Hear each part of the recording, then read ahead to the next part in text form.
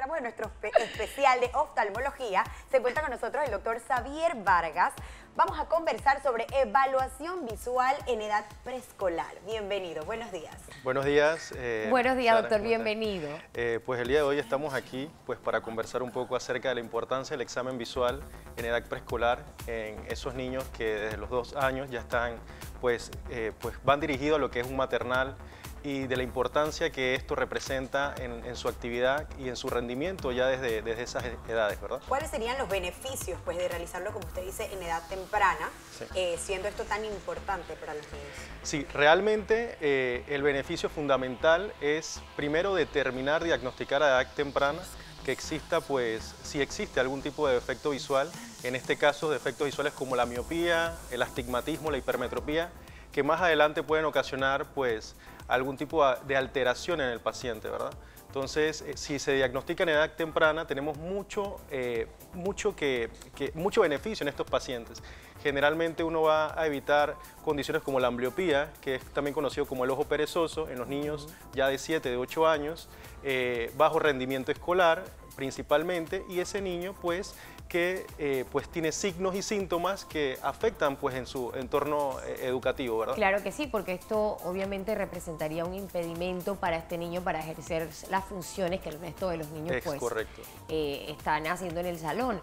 Me llama la atención porque yo trabajé con niños en centros educativos y no recuerdo tener niños en edad preescolar en aquellos años que utilizaban anteojos.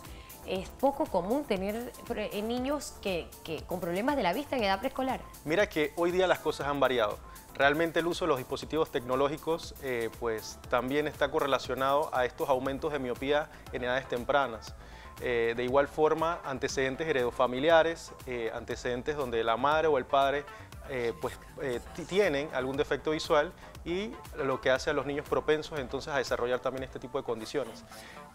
Generalmente ya no es algo que es un tabú o es algo que no se ve mucho. O sea, ya hoy día en la consulta es muy común ver niños en edades a nivel preescolar con defectos visuales, y es muy importante corregirlos a esta edad porque eso le va a permitir al niño más adelante tener una vida normal y su rendimiento que sea igual y óptimo que ¿A qué cree usted que se ha dado este aumento de casos de niños con esta necesidad? En nuestros tiempos, y yo creo que eso lo hemos pasado todos, jugábamos con canicas, con carritos, con cualquier tipo de estas actividades. Sí, pero si nosotros nos podemos hoy día ver en la Navidad, lo que nosotros más notamos es que estos niños lo que solicitan son dispositivos tecnológicos. Ojo, no es malo, pero todo en exceso hace daño. Claro. ¿Sí? Y la diferencia entre nuestra época, que era todo mucho más, una actividad al aire libre, donde jugábamos el escondite, donde jugábamos con los otros niños, hoy día ese niño está más centrado, es más, las tareas están más centradas también en realizarse con dispositivos tecnológicos. De hecho, hoy día se han visto niños también que utilizan estos lentes con unos fuertes y grandes aumentos. Sí. Sí, bueno, eso es el Blue Block que ahora que me parece fantástico, sí, que te evita esa luz de lo que son los dispositivos, celular, iPad, etc. Sí. Lo que digo es que hay niños también, hoy día sí ha habido un cambio en el tema de que utilizan muchos lentes ya con unos aumentos grandes, gruesos, precisamente por esto, quizás, no sé, o ya crecieron desarrollando el tema del uso de los dispositivos y esto afectó la vista, o que pudo haber sido que no se evaluó a tiempo también, porque igual son pequeños. Mira, hay muchos factores que pueden hacer que ese niño tenga un aumento, un espesor en los lentes mucho mayor. Eso va a depender de la capacidad dióptrica o el dióptrico de esa medida. Generalmente, cuando a un niño le vemos mucho aumento, puede ser algo que ya venía de nacimiento, está ligado también al tamaño del globo ocular.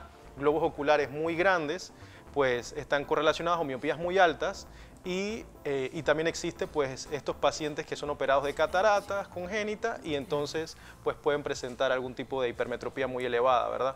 Eso depende del factor. Ajá, yo conozco el caso de un niño que se caía mucho y los papás se enojaban, y luego descubrieron que el niño tenía problemas de la vista. Claro. ¿Qué otras señales podemos tener en casa o en la escuela, los educadores, de que un niño puede estar presentando problemas de la vista? Mira, desde el punto de vista del neurodesarrollo, nosotros tenemos que tener puntos importantes o puntos en cuenta. Tenemos que ver esas áreas del desarrollo, por lo menos ese niño que se cae constantemente, ese niño que su sistema motor no está muy acorde, o ese niño que se tropieza, ese niño que se frota mucho los ojos, ese niño que se le inflaman los ojos de repente, ese niño que achurra o que se pega mucho exacto, que se pegan mucho los objetos para poder lograr verlos. Entonces, esos son signos de alarma que hay que estar pendientes pues para llevarlos inmediatamente a la consulta y poder realizarle el examen y ahí poder determinar entonces pues un posible trastorno. Una vez identificado esto, nos estaba mencionando que bueno, hay un proceso que puede ayudar a la mejoría del mismo. ¿La mejoría al 100% o simplemente mantener un cuidado para que no empeore? Mira, el defecto visual, cuando hablo de defecto visual, hablamos de la miopía, de la hipermetropía o el astigmatismo, dependiendo del caso de lo que tenga el niño. Se tiene que corregir inmediatamente. Se corrige, pues lo tradicional siempre son anteojos, lentes de contacto. Hay pacientes pediátricos que se le colocan lentes de contacto, pero el tratamiento tradicional es el uso de la corrección óptica, o sea, los lentes. Esto se tiene que hacer de inmediato. Si uno no hace eso, entonces podemos caer en lo antes mencionado, que era el ojo perezoso o la ambliopía, ¿verdad? Tengo una consulta, sin desviarme mucho del tema, obviamente, pero he visto que hoy día las personas dicen, ok, existe la posibilidad de que yo me opere la vista y pueda, pues, recuperar quizás esa visión al 90%. Hemos visto esos cambios, pero quisiera saber si realmente esto, bueno, se ve de una forma positiva o se corre más riesgo o preferiblemente es utilizar los anteojos como bien se indica. Bien, sí hay cirujanos oftalmólogos especialistas en cirugía refractiva y eso es algo muy común, pero eso también depende de la edad, ¿verdad? Y de las condiciones como se encuentra el globo ocular. Generalmente en un niño pues un poquito más complejo, en un niño lo menos invasivo y lo más liviano, por decirlo así, es donde se comienza, que son unos lentes, y de ahí pues tratando de mejorar todas aquellas habilidades visuales para mejorar entonces mucho más su rendimiento visual o su eficacia visual. Ok, existe, siempre que hay un padecimiento existe algún tipo de terapia para mejorar. Correcto. En el tema de la vista, aparte de la aplicación de aparatos, ¿qué otras estrategias hay para cuidar la vista del niño? Mira, existen también las alternativas de terapia visual. La terapia visual mejora todo lo que tiene que ver con la eficacia o las habilidades visuales.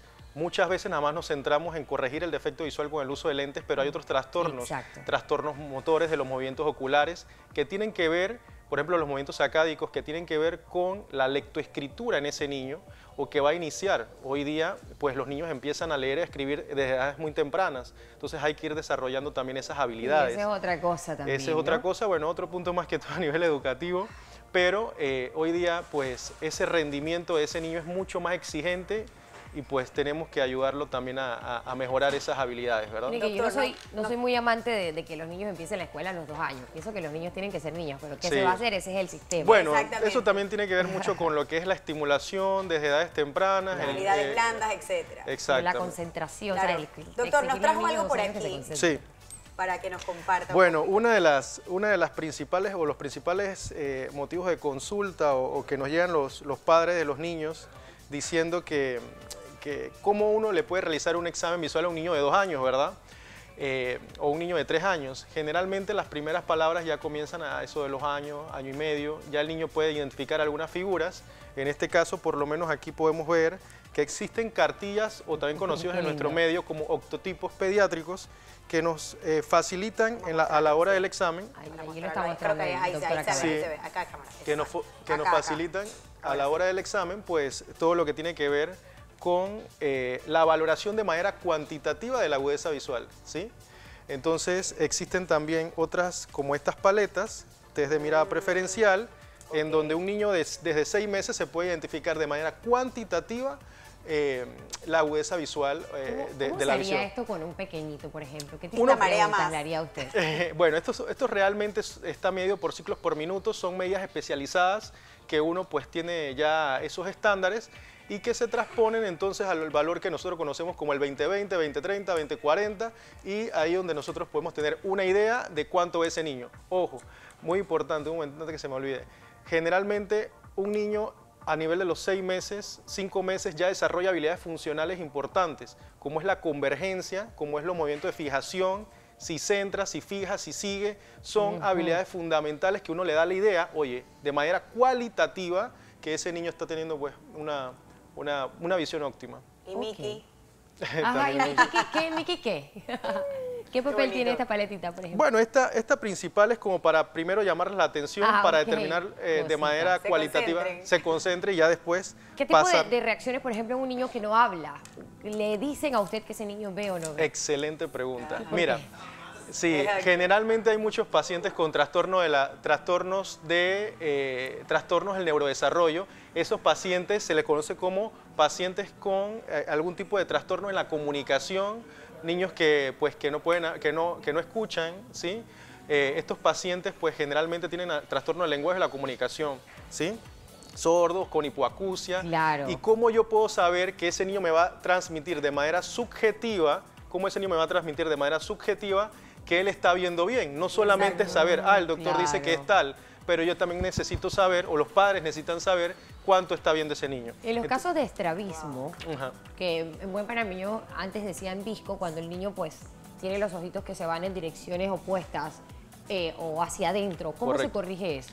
Bueno, realmente dependiendo del caso del estrabismo, uno va entonces a hacer el tratamiento oportuno. Dependiendo del grado o el ángulo, la magnitud del estrabismo, uno lo corrige primero con anteojos, porque hay veces que simplemente con el anteojo, en casos de las endotropias de tipo acomodativas, que es cuando los ojos se meten, simplemente con la corrección óptica los ojitos se enderezan. Interesante. Ahora hay otras técnicas, ¿verdad? Terapias. Ortoóptica, terapia visual, cirugías, dependiendo siempre el caso, y primero llevándolo al punto de una evaluación, corrección óptica, siempre lo más menos invasivo, ¿verdad? Excelente, doctor. Una recomendación pues para todos los televidentes que también desconocen o están en este proceso para saber qué hacer en estos momentos y tenerlas esas alertas, ¿no? Para identificar cuando su niño pues necesita ya de un tratamiento. Sí.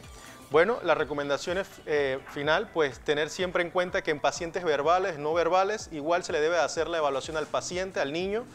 No necesita hablar, no necesita darnos alguna respuesta subjetiva, depende de la técnica que se vaya a utilizar. Existen las técnicas, así que le digo a los padres pues que lleven a los niños para poder desde ya descartar problemas a futuro y que estos niños tengan un mejor rendimiento a nivel escolar, ¿verdad? Doctor Xavier Vargas, gracias por habernos acompañado esta mañana. Lo esperamos pronto por acá, de seguro que son muy buenos temas y todos los televidentes están atentos siempre tomando nota de estos consejos que son tan importantes.